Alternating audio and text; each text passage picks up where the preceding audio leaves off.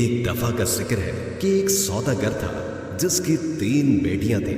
इसकी तीनों बेटियां बेहद खूबसूरत थी, लेकिन छोटी वाली सबसे प्यारी थी।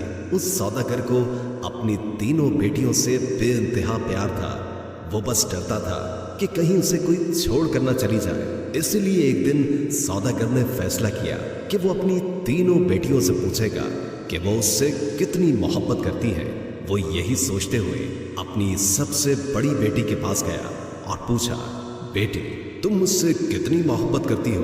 बड़ी बेटी ने जवाब दिया, बाबा जान मैं आपसे अपनी जान से भी ज्यादा मोहब्बत करती हूँ। बाप ये सुनकर बेहद खुश हुआ और अपनी बेटी को एक कीमती सोने की माला दी। फिर वो अपनी दूसरी बेटी के पास गया और उससे भी यही पूछा कि बेटी तुम मुझसे कितनी मोहब्बत करती हो?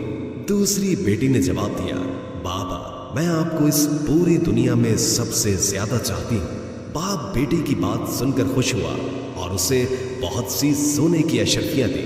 अब सौदागर अपनी सबसे छोटी बेटी के पास गया, बेटी तुम मुझसे कितनी मोहब्बत करती हो? सबसे छोटी बेटी ने जवाब दिया कि नमक के बराबर। बेटी का जवाब सुनकर बाप को बहुत गुस्सा आया। नमक तो इंतहाई सस्ती और मामूली चीज है, ये मुझे इतना प्यार करती है। और फिर सौदागर ने उसे बहुत डांटा और गुस्से में ये भी कह दिया कि मुझे पता है कि तुम एक दिन मुझे छोड़कर चली जाओगी, इसलिए बेहतर है कि अभी से इस घर से चली जाओ। बाप की बात बेटी के दिल पर जाकर लगी और वो किसी को भी बताए बगैर घर से रोते हुए निकल गई। वो लड़की एक ऐसी जगह से गुजर रही थी जहां बहुत सी घास उगी हुई थी।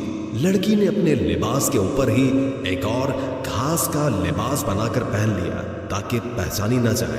इसके बाद वो बादशाह के महल के बाहर जाकर रुक गई और बाहर खड़े सिपाहियों से कहने लगी कि सुनो, मुझे कुछ काम की जरूरत है, क्या तुम मुझे काम पर रख लोगे?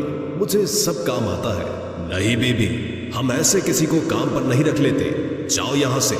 लड़की उदास हुई लेकिन फिर से इसरार करने लगी, देखो मुझे काम की बहुत जरूरत है, मेरे लायक कोई तो काम होगा महल में। इससे पहले कि सिपाही इनकार करता, एक बावर्ची उनके पास आकर खड़ा हो गया। उसने शायद लड़की की बात सुन ली थी। उसे लड़की पर बहुत तरस आया, इसलिए उसने लड़की को अपने साथ रख लिया।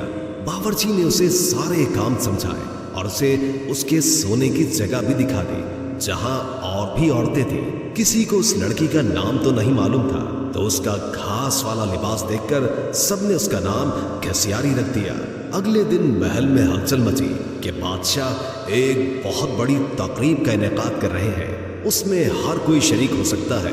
तमाम मुलाजिम औरतें अपने आप को संवारने में लग गई। जब तकरीब का दिन आया तो घसियारी ने जाने से इनकार कर दिया और कहा कि उसकी तबीयत ठीक नहीं है, और फिर सब उसे आराम का कहकर चले गए। कुछ ही देर के बाद घसियारी उठी, अपना घास वाला लिबास उतारा और एक खूबसूरत सी पोशाक पहन ली जो वो अपने साथ लाई थी, और फिर उस तकरीब में चली गई।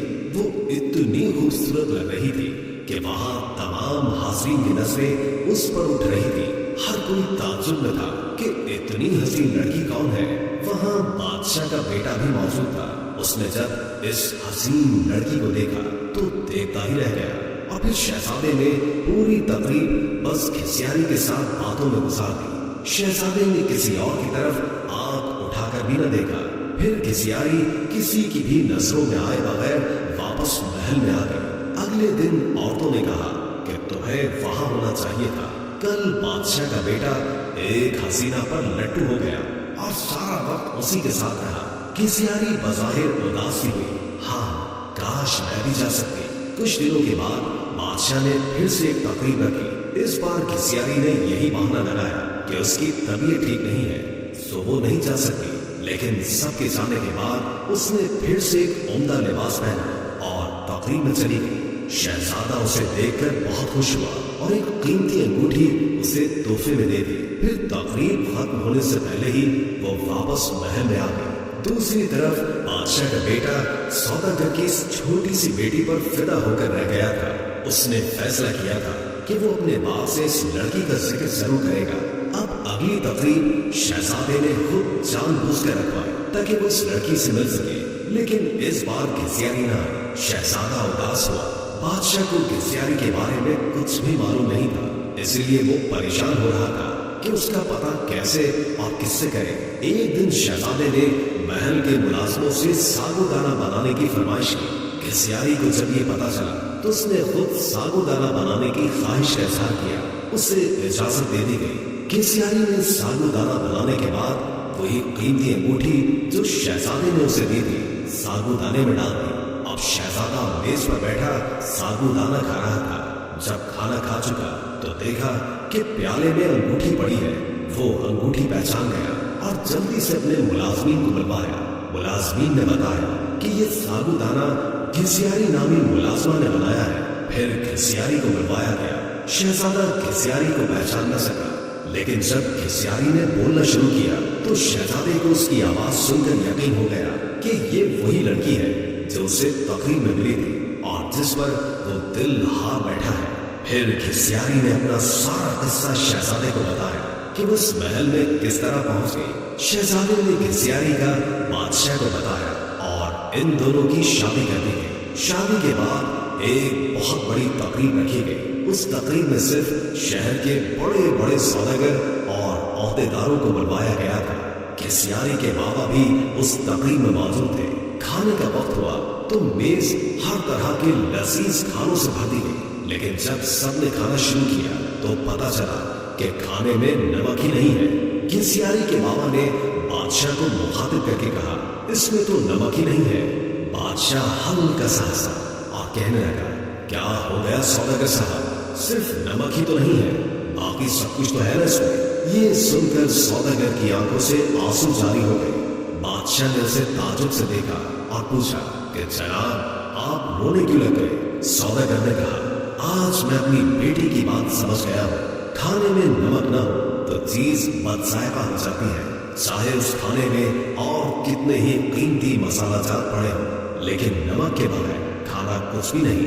फिर सौदागर ने अपना किस्सा बादशाह को सुनाया और कहा कि मेरी बेटी मुझसे नाराज होकर चली गई है। मैंने उसे बहुत ढूंढा लेकिन वो नहीं मिली। मैं उसकी तरफ से बहुत परेशान रहता हूँ। सौदागर ने बादशाह को अपनी बेटी का हुलिया बताया तो बादशाह ने घिसियारी को बुलवाया और अपनी बेटी को सही सलामत देखकर बाप की खुशी का ठिकाना ही न था।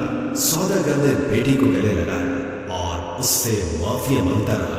दोस्तों वीडियो अच्छी लगी तो लाइक करके शेयर कर दें और कोई अच्छा सा कमेंट कर दें। अल्लाह ताला हम सबको अपनी हिफ्ज़